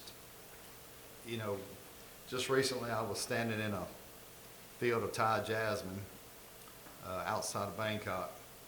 The guy was barefoot. He'd been working all day to plant his farm, little 2 or 3 acre field. He can hand plant it, hand harvest it, and get it to U.S. cheaper than we can. We can't compete because other governments are subsidizing their labor so to the point they want to keep them small stakeholders on the farm at all costs. And we just need help with farm markets. Very good. Wes, for those producers that participate in ARC or PLC, how do you make the decision, and what improvements could be made to the programs? Well, that's a tough one, because I pay somebody to help me make those decisions. So Well, that's a good answer. I really can't speak intelligently on that. Very good. Anybody, any comments about that? ARC PLC, how we need to increase reference prices is one thing. Anything else we need to do to the program to make it more usable?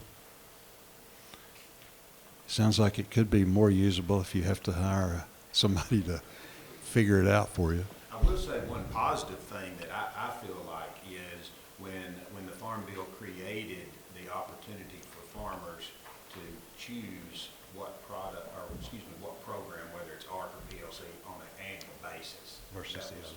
Good. That's good to know. Besides locking yourself in for the Right. entire bill. Right. And then as we see input costs continue to go up, those reference prices are in statute. Right. So they haven't been able to go up annually. They do increase ARC with does inflation. because of the marketing year average price with PLC. John? They both do. They? Okay. They both do. That's something that people don't understand, Okay. but they actually both do. What will give us an example of a reference price going? John is our economist. He used to be the Farm Bureau economist, and is really one of the best ag economists in the country. Trying to throw you a bone. The soy reference price would be $9.66 by the time we finish the farm bill at one time. Corn will be close to $4. Your current prices hold. But in the case of Arkansas, rice, we're not going to see the effect of reference prices. Right. So their reference price will not increase. But the higher prices we see today will increase ARC and PLC support for corn, soybeans, wheat, oats, and potatoes. Very good. Okay, now this is the time that you get to ask any easy questions that you've got on your mind, and I'll be glad to, or not necessarily questions, really just what is on your mind. You know, if you've got any comments, we've heard a lot about, you know, the panel's opinion as to what we need to do to make things better. This is the time, you know, for you to jump in and tell us. You all, as I said earlier, you all are out there fighting the battle in different ways. If you've got any suggestions, like I say, jump in and let's do it.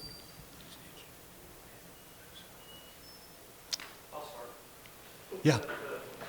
Well, I want to be a little honored and grant, and I grew up in heartbeats. I'm on the animal side. Okay. So, with the ag field, I'm the animal scientist here at UAM. Now I teach animal science here at UAM. It's odd for me to be here and not there, talking this direction. I'm a UAM grad, and went on to vet school. Became a veterinarian practice in South Arkansas in this area, born in Monticello for a couple of decades, sold my practices, and now I'm here really to impact students. As a local cattleman, it's really impossible for a small producer to be profitable. I'll let you know that. It's just the input costs are too high. We have one thing we've greatly benefited from, and I wish you were still here, is the wild boar depopulation efforts. That in my farm alone, which is a small 100-acre farm, we've killed over, or trapped and removed over 200 hogs in the last year and a half. And I know that helps on the crop side as well, because they're greatly destructive. We need to continue that. One of the aspects that makes the cattle producer and the local small farmer unprofitable is the rural veterinary shortage.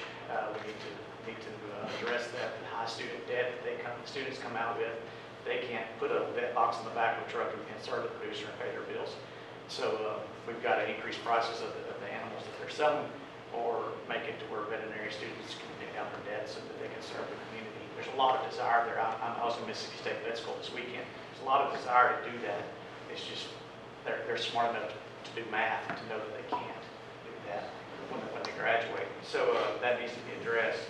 I will say that the demographics are changing. These are all white males up here.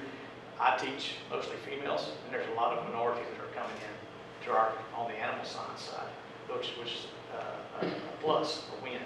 And we have more people call us wanting our graduates than we had graduates to fill those positions. So it is a high demand, and I think we should, as UAM, as a small rural country college in the country, we need to promote that to our students, that there's still value in having a college degree for these kids that want to serve in our area in the agricultural field. We also lead by example here with our humane treatment of animals. We promote pain relief. These are all pluses. These are all beneficial, cost-effective, and actually profitable for farmers to employ. So those are things that we can promote here. We also have a changing demographics, and to where we've introduced small ruminants, a sheep population on our campus to benefit the local needs as well, because of the changes in populations in our area. So these are all things on the animal science side that help our small area to be addressed and continue to be addressed by you and others. Now, thank you very much, and again, that's such an important part of agriculture and the Farm Bill. And I appreciate you pointed out a number of really good things that are so important. We do need to figure out how we can get through incentives to get more vets into rural America. I know how important that is, with whether it's student loans or other things that we can do. The thing that also is so important is the pandemic issues that we face: avian flu, African swine flu, fever. All of these things that we've seen how they can be so decimating. The pandemic that we faced as a nation, those things happen amongst animals. So we're going to be working really hard to beef that up and make sure that those things are in place too. I'm encouraged by the fact that you mentioned that you've got a lot of females in your class. Carly and Macy are a good example of that. These are two young people that literally could do anything they wanted to do. They've got it all together, and yet have chosen to be involved in agriculture and will be the future leader. They're already leaders, but the future leaders. Okay, we had one back here. Yes, sir. Quick comment about interest rates. Just to clarify, March of 2020, the prime was 3.25, and it come down just a little bit from there in 19. March of 2022 is when the rate started increasing. So production loans last year, if you certainly got in early, you really didn't have any effect on interest rates. Now, equipment purchases in the last 6 months, 8 months, of course, it's only getting higher. So this will be the first year that you'll have a really dramatic increase in the production side on the row crop farm. Today, prime's 7.75. Futures are saying it'll be 8.25, 8.5, 8.75 in the next 2 or 3 months. So anyway, I just want to clarify what the rates have done. Hopefully, because Carrie and I were in McGee and Dumas last week with the Extension Service, and they were talking about some inputs maybe coming down a little bit for 2023. Maybe the inputs will come down enough to offset the increase in the production loans for 2023. I just want to make that comment. No, thank you, and that's so important. They tell me again, because the economy is still pretty hot in some ways, that we're talking about quarter increases at least every 6 weeks for the next foreseeable future. So this is a big deal, and it's just I can't control that. You can't control it, but it is something that you need to be aware of, as we go forward.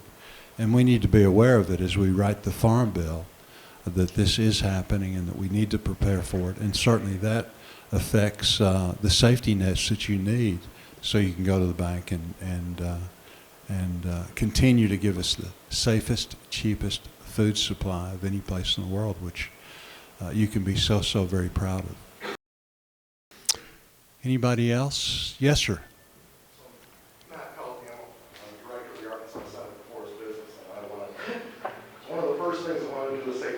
SNAP program. I was a beneficiary of it when my mother was on SNAP for a couple of years in the 1970s, and obviously it did what it wanted. She got off SNAP, she got her college degree, and she was able to provide for her family. So I just wanted to say that. Also, my wife is a dietitian, works for mainline health clinics, and they're doing health education there. And so that public-private partnership for nutrition and health education is really important. So now I'm going to get to my areas of expertise. So we talked about certain titles. The carbon markets in the United States are failing southern forests. You mentioned lumber as a source of carbon sequestration. That's true, but I can't trade that. No one will allow me to trade that. Carbon markets are only in living trees. And southern forests cycle that carbon every 30 years. So there's no net carbon gain, which means southern foresters, southern landowners are really not benefiting from the carbon market except in unusual circumstances. So we need to get wood products. The other part is the energy policy, I believe in Title IX, we're missing the wood pellet industry. It's functional, it operates now. For example, in most southern states, like Arkansas, 75% of our energy comes from coal. We can easily shift that into coal and wood pellets, and gas and wood pellets, and even continuously into wood pellets. The problem is that we've got this overabundance of timber in small diameter markets. We don't have time to wait. We've doubled our biomass in the last 40 years in the state of Arkansas. We are headed for western crises if we don't thin these forests. And so that technology is there, it's available today. Because we do need some assistance in the Farm Bill to get programs started. Could mention also White Bluff here in Arkansas, the power generation. I believe it's about 4 megawatts of power generation. No, gigawatts, I believe, of power generation. It's set to go offline due to environmental settlement they had in Sierra Club by the end of this, end of this decade. Where's the durable power to replace that? We could green that facility up. The other part that I'd like to mention, though, and I will sit down because otherwise it's going to be a long time. Wood Innovation Grant Program support is incredible. But I'd also like to see, though, perhaps in Title 12, we talked about crop insurance. What about water insurance to assist that? Right now in the state of Arkansas, you can't get insured to drive a log truck unless you've been working 2 years. Which means a logger has to pay an apprentice 2 years to sit in a log truck before the insurance industry will come. I think there's a vital gap there. We can't get drivers. And if we can't get log truck drivers, we can't move timber from the woods to the mills. It's an absolutely critical component. So when we talk about the Farm Bill providing insurance benefits for producers, we really need to think of loggers as producers in the Farm Bill. And then the last thing I would mention also is rural development, rural energy saving program and financing off-grid renewable energy. We're working with Dr. Doss on a UAM project to basically build a wood energy power facility that would operate off-grid here on campus. And so, for example, everyone is here in the ice storm, and how many folks in here were without power for a period of time? Now, what we have at UAM served as the UAM students with us in the community, the University Center served as a warming, cooling, and a food center for people in the community when we're out of power. And that happens whether it's a tornado in the summer or whether it's an ice storm in the winter. So we've got incentives to do that, and so I would really like to see that strengthened as well. And particularly what we would have here at the university is a way to train and educate people in power generation, biomass power generation as well. That can be added to our curriculum. So with that, I'm going to sit down. Thank you. No, that's excellent. And we do appreciate it very, very much. And those are things that I think are great ideas, ways that we can, are real ideas that we can value add the tremendous resource that we have here. And so, we look forward to working with you. Regarding SNAP, we have done a lot with SNAP. The Farm Bill is the Farm Bill, but it's our baseline now. It started out at $867 billion.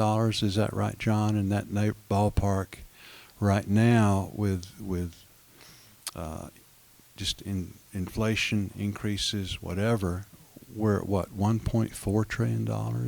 $1.5 trillion, and about 86% of that is 82%.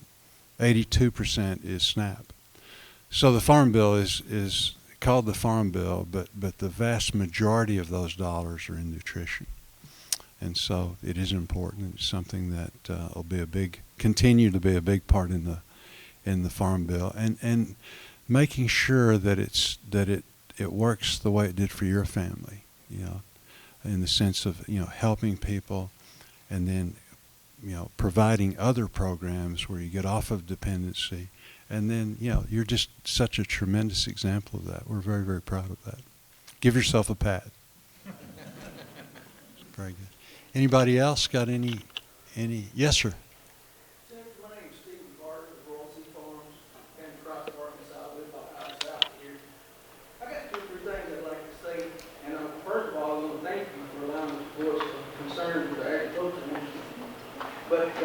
But I represent specialty crops, vegetables, tomatoes, cucumbers, that kind of stuff. Right. First of all, and I've heard them mention the same things that I'm concerned about, is with the H2A program, we bring in a little over 100 guys down in Crossett, and if there was any way you could streamline that process, if there was an opportunity to where I understand and I agree with what they go through to make sure we're bringing in safe people into the United States to do our work, because we cannot find anybody that's going to take a 5-gallon bucket and go out there and pick tomatoes. Nobody's going to take that job. So if it wasn't for the H2A program, we'd be out of business. There would be none. But is there any way that program could, where all of what they go through in the year's time to get them up here, if they don't have any trouble, they go home when they're supposed to, they sign the paper when they go back across the border, that the next year that they're already pre-qualified to where we don't have to pay again, because we're spending in the neighborhood of about $35,000 a year just to bring workers back and forth and back and forth. And that's just here. We also farm about an hour south of St. Louis for another company, and now up there we'll bring in about 180 workers on the H-2A program. But if there's any way that you could do that to fix it to where if they qualify this year to come up here to get a work visa with no trouble, they go home, do everything, dot their I's, cross their T's, that the next year they're already qualified to where we don't have to pay again, that would be a big help. Next thing, we have to... Let's talk about that for a second, because I'm very supportive of H-2A. Many of you have had problems. Our office, other offices have stepped in to try and grease the skids, when you run into problems, and we're committed to doing that. Remember that as you have problems. So I agree with you totally. It makes no sense. The government tends to make it as difficult as they can make it. And it's really irritating because you've got a situation where, people like yourself desperately need this labor. People just simply aren't doing this work, won't do this work. Labor's difficult no matter what you offer. Why would they come and work hard, in the situations, that you're offering? I mean, it's a way of life. You've got to enjoy that. But now with the economy the way it is, people are screaming and paying through the nose for, as someone said, if you can get somebody that'll used to be show up and pass the drug test. Now it's show up most of the time, not all the time, but sometime. But so again, it's just so difficult. But all the hoops you've got to jump through, and then again, the threat of the government, looking and clawing back and punishing and all that, when you've got 250,000 people streaming across the border now without, it's just 250,000 caught, probably a third of that more that are just going unchecked, without any, it makes no sense at all. So I'm with you 100%, and I hope, necessity is the mother of invention, and we truly are. You're experiencing, all of you are experiencing, this isn't a problem, this is a crisis in regard to getting you the labor that you need. So hopefully we will continue to put enough pressure that we can get some common sense changes like that, which make all the sense in the world. Because the other thing too is, it costs you money. It costs them money and time when they could be doing other things more productive than looking at somebody that's got a proven track record of being who they are, behaving themselves. The list goes on and on. What we're talking, if they implement something like that, like a type program, they just opened up 3 more offices because they can't get the flow across the border from Monterey to Westerman Radio and Constance down there. So they just opened up 3 more offices. But they wouldn't have to do that if they could have streamlined it. No, exactly. You're exactly right. And then they could have concentrated on the border. Exactly. Another way that would be a concern for me, we do, like I said, we do 3 programs, 3 contracts a year. We bring up a crew that helps us get our seeding done and our work done at the beginning. Then we bring in a bigger crew when we have to put in our sticks and prune and tie. Then we bring in a 3rd crew when it's time to harvest, when we need most of our hands for harvesting and packing. And I understand, I was told that they considered looking at a staggered entry deal to where we only had to apply and jump through those rings and hoops once. But I don't think it passed. Did they actually look at something like that? If there's any way that they would approve a staggered entry where we only had to do all this one time, and then we could bring 20 workers in February, 30 workers in March or April, and then bring in the bulk at the end of May, 1st of June for harvesting, and we would only have to cut down our cost, 66% right off the bat, and we end up with the same number of workers. We got all our problems solved, but we only cost us money one time. But that would be the big help. Yeah. No, I don't disagree at all. We'll pursue that. The other one was crop insurance that they talked about. Several of them touched base on crop insurance. Got a few things. I guess to make it, we are able to have BIOP insurance. We do have BIOP insurance with the miners, and I've asked why our premiums are going up every year, and they say they're pulling the government subsidies away from us. It's almost the point that I can't afford crop insurance on tomatoes anymore. I mean, matter of fact, year before last, when we was really perfect this, but my premium on our tomatoes, just to have a 60% policy cost me $90,000. I gotta have that crop insurance on my tomatoes, or the guys that I borrowed money from, they're not gonna loan me that money. So it's borderline the fact that if I don't have an disaster to pay my premium, I don't know what I'm gonna do. So the crop insurance is a humongous concern. All right, on the other side of the crops that we grow that we cannot have a life insurance on, we have the NAP insurance. Well, we have to have a 50% loss, and then of course they do all theirs by 100 weeks. Once we have that 50% loss, we get paid, we only get paid 50% of the money. So they were talking about adjusting the rates that crop insurance covers. That would be a big help for us on specialty crops as well. The other one was marketing. Everybody mentioned marketing. Well, if they're trying to open markets up in other countries to go that direction, I understand that, and I understand that 100%. Mine is other countries bringing their product into the United States. So we're sitting here and we got retailers tell us, I'm talking about a year ahead of time, there's not going to be no increase in the price of your produce next year. But the inputs skyrocketed. The government tells me what I got to pay these H2A boys that's coming up here. They dictate to us. We're paying this year right at $14.59 in Arkansas. It's over $17 in Missouri for pickers.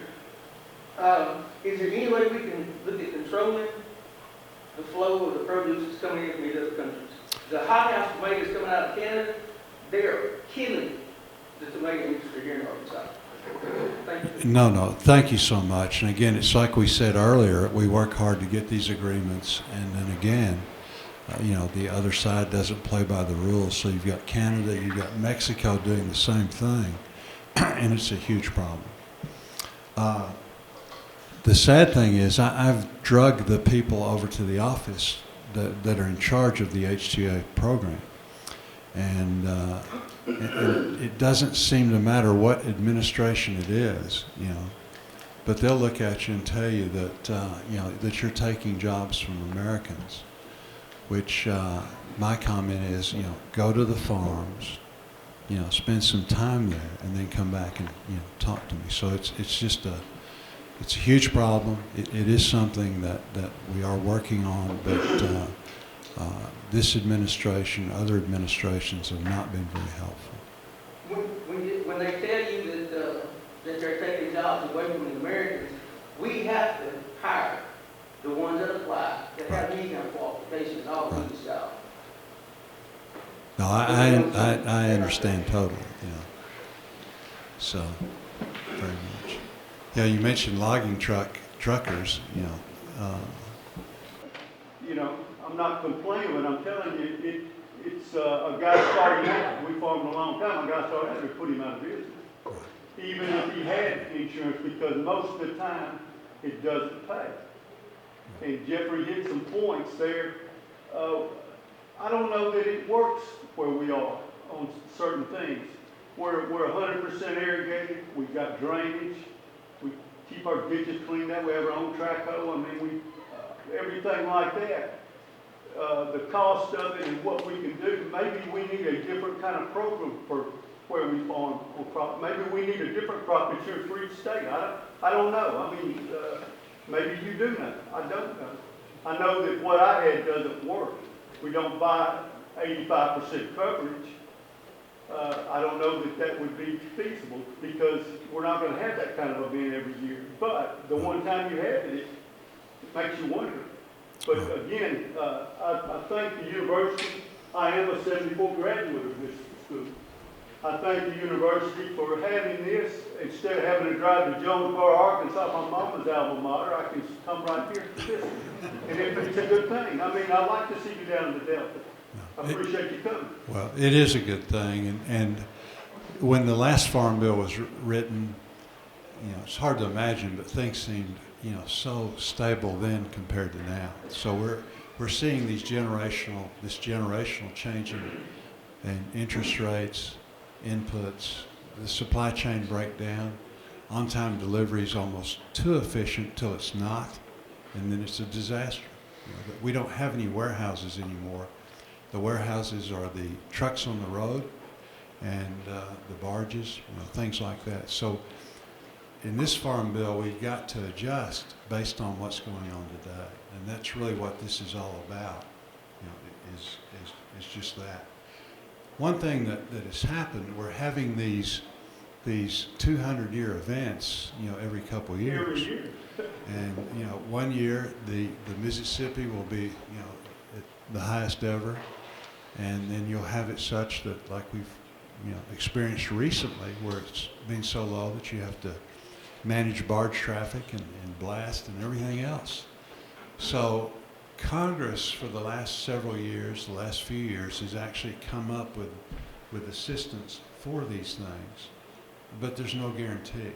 It's just kind of slipshod. We were able to provide some help, but that traditionally has not been done. So it's slipshod. And then two, once we make the decision that we're going to provide the help, it might be 2 years before you get it, and you're in big trouble during that time. So we're trying to figure out a way to capture those dollars and see if we can do a better job of putting that somehow into the safety net, and then providing a better, as you point out, a better insurance product. And like you say, it's not a one size fits all, because it just doesn't, it just doesn't work. So that's a challenge, and that's something that we're working really hard on to see if we can come up with something that would be much more equitable and much more dependable, so that you could be part of that, and then know, if this or that event happens, you're going to get X amount, and you're going to get it in a timely fashion. So, but thank you very much. I'm sorry, back here. Yes, sir. Yes, sir, Senator. Thank you for being here. I really appreciate it, for your service and what I would call your sacrifice. I don't know why you do it, but I'm glad. And for the panel, you all brought out great points. And I think, we talk a lot about opioid addiction and other things and other problems that our country has. I think our greatest addiction, which will also solve a lot of these underlying smaller conditions, is our addiction to welfare. And that's all I'm going to say. Well, you need to help us with that, and the good news is I was in. This university is a great example of that, in the sense that there's so many students that come out of here that are first generation graduates. One program that I really like. I went to the University of Arkansas and played football with them. I started my football career in boys club football, went to junior high, and in junior high, I was at Northside in Fort Smith, and back then, they were pretty good. What they did was they would take the junior high players and they would bring them over to Northside when you were still in junior high, and you would be with the big boys. But you found out, hey, I can do this. People are nice over here. I can compete. And so as a result, their participation rate was so much greater. But getting young people in high school, to facilities like this, and to our VOTECs that do such a good job, that don't have any experience with anybody else that's ever done that, really pushing them in there. That makes a huge difference. You figure out pretty quickly, hey, I can compete. And then the idea that, we talked about veterinary medicine and the challenges there with the expenses you get out. But there's a lot of students now that can actually have significant amounts of college credit by the time we graduate from high school. Those are the programs that we really need to look at. And as you say, it's generational welfare it's bad for the country, and it's worse for the individuals. That again, we don't provide the resources and the push to push forward. And the one thing that's going on right now, we've got an economy that if you want to work, And in fact, one of the big problems we've got is, entities like this, our Votex, you get in those programs and you get halfway through it. Somebody comes along, and if you're a welder or a plumber or whatever the electrician, you name it, somebody will come along and offer you more money than you ever thought you'd make in a life, in a profession. And so you quit and you go, with the worker. Well, that dings you then. It looks like you've got a high dropout rate, where the opposite is true. You're doing such a good job and such demand. So we got all these things that we got to work through, but I don't disagree with you. Senator Bowe, Yes, sir. one thing we haven't talked about today that affects not just road croppers, forestry, farmer, ranchers, your everyday people, is we need to work on the waters of the U.S. and give them a definition nailed down, because that affects everybody. I agree. And we can address that somehow. Well, I think eventually the court is going to have to address it. That's where it always winds up.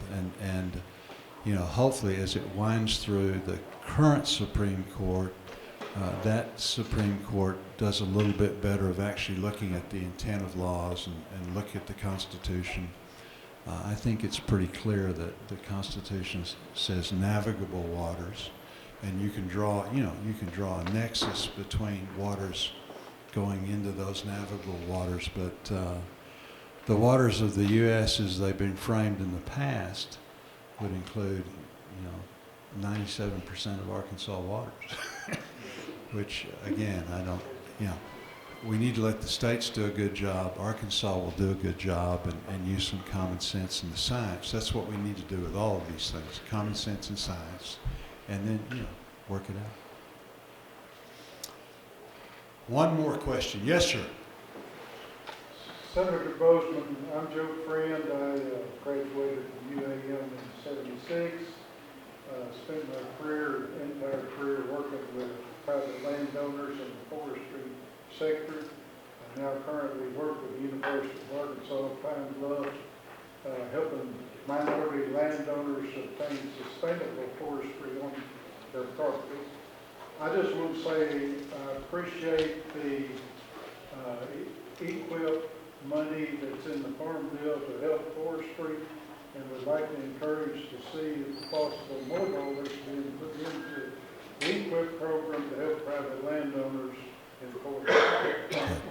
Thank you very much, and thank you for your hard work at UAPB, and again, with their agriculture, that and their aquatic program, again, are doing really good things. So I hear you loud and clear, and I think if I had something that I think you all would agree with me, my staff, that I do countless meetings about these kind of things, and then they do the same. The QUIP is one of the things that just comes up constantly as a program that has worked. We just need to get more dollars into it to make it such that more people can participate, more funding. So, well, yes, ma'am. This is the boss. Thank you so much for being at UAM today and having this listening tour, and we're extraordinarily appreciative of all of you who came today. And a takeaway that I have from hearing all the comments is about anything that we can do to minimize the issues that these individuals are experiencing or to eliminate some of these issues. In my mind, only builds an environment where our young people really do want to go into agriculture and forestry. As I listened about generational farmers, and I heard some information about how hard it's going to be if you're not in a generational farm to actually start an operation. But all these barriers that we heard today could be real deterrents to young people who want to choose that kind of career. So we have outstanding researchers and outstanding faculty on this campus. We also have 2 colleges of technology who offer programs like CDL training. I believe Mr. Ware is our Vice Chancellor for College of Technology, and he's working with an Ag Tech apprenticeship program right now with one of our producers. here locally to get our young people out and learning how to work that equipment early in their careers. So hands-on, rather than everything being in a classroom setting, which is very valuable, but also looking for opportunities for internships and apprenticeships where there's some hands-on learning that I think is extraordinarily valuable. But it is a concern for me when I hear this, that if we can't do something to eliminate some of these issues so that it is a career path that our young people want to take, it's going to be harder and harder for us to recruit and retain individuals in that area.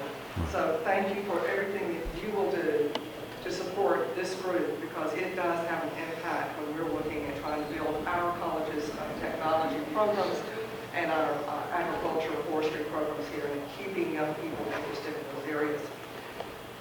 The opportunities are endless for these degrees as well. It's not all just about row crop. It's not all just about, the logging operation. That's an important part of it. But Dr. Pelkey just pointed out, we're standing ready to look at some new opportunities that we can make happen on this campus in the heart of where agriculture and forestry is. That can be a model for the rest of the country. Some new products that we're talking about, new ways of using it. That not only benefits our institution and supports the need that we have, but it's a demonstration for what can be done on a larger level. The veterinarian concern is a great program. This is very expensive. We have unbelievable programs here for pre-vet. Our students do well. When they go to the vet programs, they graduate, they're lucrative. But the other side is we need to keep them in Southeast Arkansas. Right. And so if we don't have an economy in this region that encourages our young people to stay, and all of these industries are going to support that, then those that we do graduate have a tendency to want to move somewhere else. And we must stop our population erosion in those areas. So thank you for being here today and listening, and just knowing that everything we talked about has a very direct and powerful impact on this university. No. Well, thank you, and thank you for the great job that you all do. And I'm not just saying that. Yes, sir. I just want to echo what Dr. Dawson said. I want to thank you for writing a letter for us in order to see that USDA grant. We do have it. We're in the process of trying to put in an apprenticeship program, given the high technology of That's great. Well, no, but again, this is so very important, and you have to have, tremendous institutions like this that are doing a good job. I was with George Dunklin, and he brought over a group of students that had the ducks, and I guess they had little cameras on them, and they released them. But again, a good portion of those were females that were in that program, which is so important. The demographics are working against us. If you look at health care, 40% of the providers in Arkansas are over 60 years old. I mean, what are we going to do in 10 or 15 years? The average age of the farmer is 57. So again, these are real problems. So we got the demographic problem. We're aging out as a nation. And then the other problem is that young people are career-minded, they're busy, they're not getting married. Kathy and I started dating when I was 16. We've been together forever. You don't do that anymore. Now people are getting married so much later and having fewer children. You're going to experience that. Just everything is going to experience that. The pipeline, we got an aging on the top, and then the pipeline is getting much smaller. And so these are problems that we're going to have to deal with, and that's where things like these visa programs are going to be they're important now. They're going to be even more important in the future. But we do appreciate all that you all are doing to do that. Any ideas you've got for us, we'll be glad to do likewise. The Farm Bill is very important for you as producers, but besides that, you've got to have a quality of life to where you live, or people aren't going to come back. And so it's about helping with broadband. It's about helping with rural education, rural water infrastructure, supporting our hospitals. All of these things are rural hospitals. If you don't have that, like I say, you don't have the quality of life where people simply aren't going to come back. So it's a big deal. It's really important, and we appreciate your help with it. So thank you all for being here. I'll be around for a little bit if you want to grab me, if you got something myself. And then again, Our staff is here. Wave your hands again. They know everything there is to know about everything in the farm. So, thank you all very much. We do appreciate it. Thank you, Dr.